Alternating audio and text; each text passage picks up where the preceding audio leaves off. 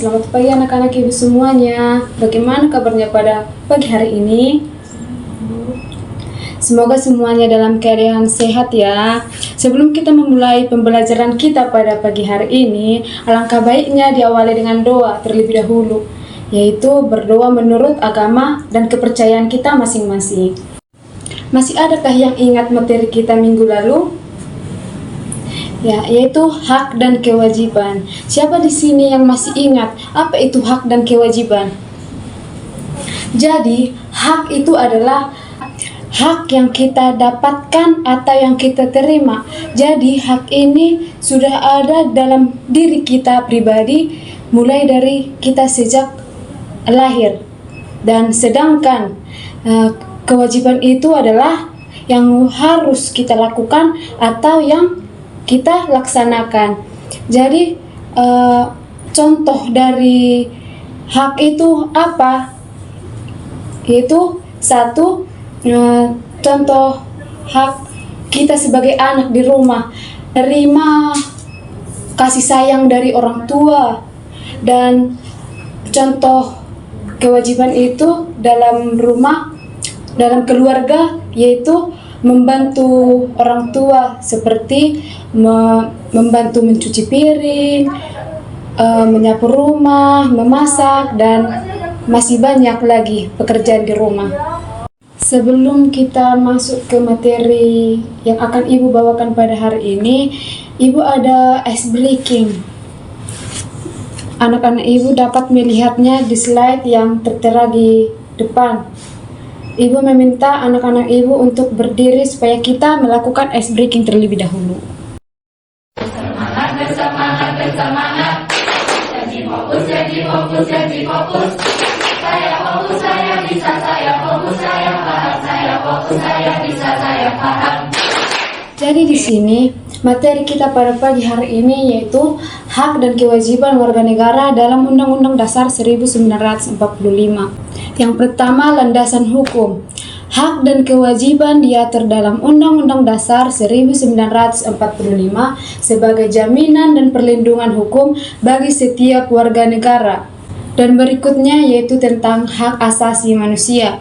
Hak dasar yang bersifat universal atau dimiliki semua orang dan tidak dapat diganggu-gugat. Hak ini sangat dilindungi oleh Undang-Undang Dasar Republik Indonesia tahun 1945.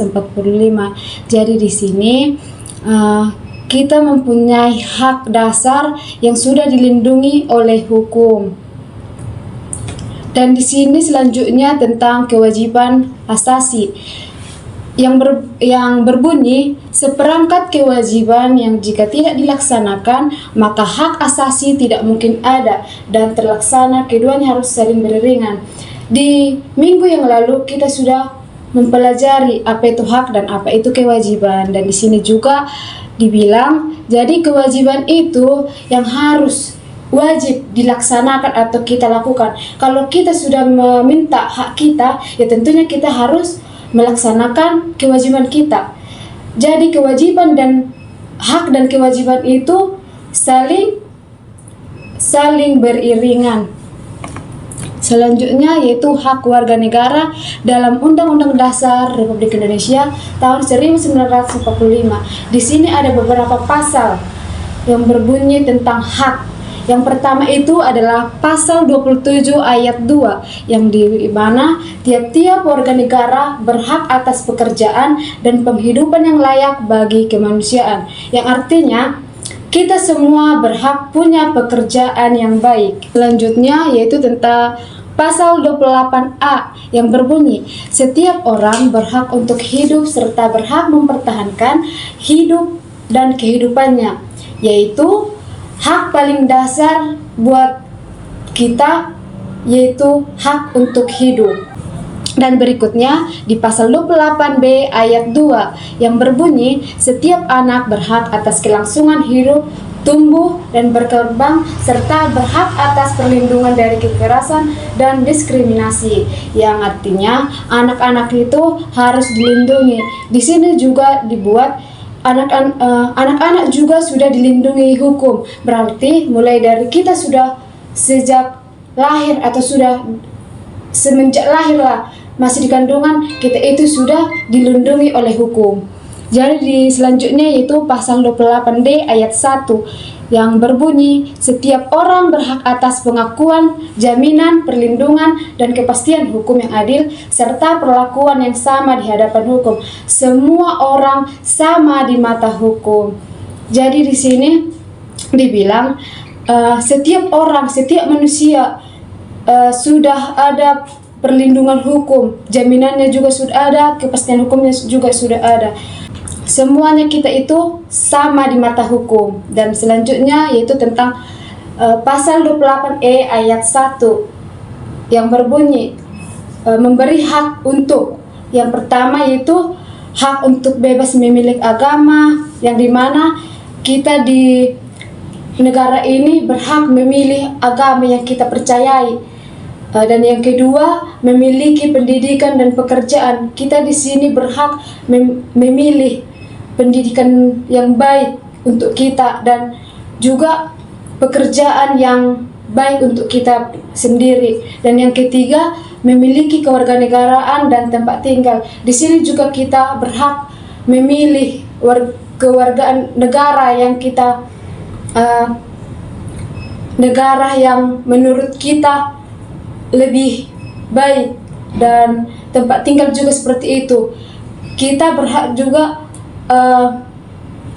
memilih tempat tinggal yang nyaman, jauh dari tawuran dan kekerasan, seperti itu. Dan selanjutnya di sini yang terakhir pasal 29 ayat 2 yang berbunyi, negara menjamin kemerdekaan tiap-tiap penduduk untuk memeluk agamanya masing-masing. Seperti yang di slide yang tadi, kita berhak memilih agama yang kita percayai. Selanjutnya, kewajiban warga negara dalam Undang-Undang Dasar Republik Indonesia tahun 1945. Di sini juga ada beberapa pasal. Yang pertama itu pasal 27 ayat 1 yang berbunyi, segala warga negara bersamaan kedudukannya di dalam hukum dan pemerintahan dan wajib menjunjung hukum dan pemerintahan itu dengan tidak ada kekecualian, yaitu wajib taat hukum. Kita sebagai warga negara harus wajib taat hukum. Jadi hukum itu harus ditaati, bukan dilanggar. Selanjutnya pasal 27 ayat 3 yang berbunyi, setiap warga negara berhak dan wajib ikut serta dalam upaya pembelaan negara.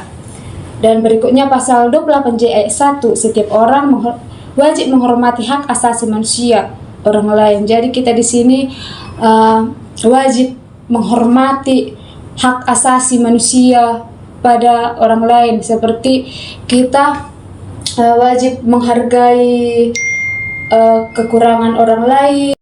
Dan selanjutnya di pasal 28J ayat 2 yang berbunyi, dalam menjalankan hak kita wajib tunduk pada batasan yang ditetapkan undang-undang untuk menghormati hak orang lain dan menjaga ketertiban. Dan di pasal 30 ayat 1, setiap warga negara berhak dan wajib ikut serta dalam usaha pertahanan dan keamanan negara. Ya, jadi sampai di sini apakah anak-anak ibu ada yang ingin bertanya? Apakah ada yang belum paham tentang yang materi yang sudah ibu bawakan tentang hak dan kewajiban warga negara menurut Undang-Undang Dasar 1945?